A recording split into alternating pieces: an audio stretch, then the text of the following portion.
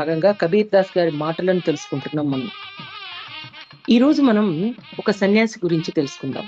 అంటే కాషాయం ధరించి, ఆసనం వేసుకుని మందిరంలో కూర్చుని, రాతి బొమ్మను సేవిస్తూ, చెవులు కుట్టించుకుని, జటాజూటాన్ని పెంచుకుని, మేకపోతులాగా గడ్డాన్ని పెంచుకుని, అలా ఇలా అనేక పూజలు చేస్తూ, వాళ్ళని వీళ్ళని మభ్యపెడుతూ, మనసులో పరివర్తన లేదా నిష్కామము, భక్తి, నిర్మల తత్వము అనేది లేకుండా శిరోముండనం చేయించుకుని కొంతమంది కాషాయం ధరించి, కేవలం కాషాయ వస్త్రం ధరించినంత మాత్రాన సన్యాసి కాడుటండి.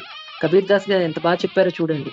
మనను రంగాయ రంగాయ జోగి కపుడా, ఆసను మార్ మందిర్ మే బైఠే, బ్రహ్మచారి పూజన్ లాగే పథడా, కనువా बढ़ाए जटवा बढ़ोले, दाढ़ी पढ़ाए जोगी है गैले बकरा, जंगल जाए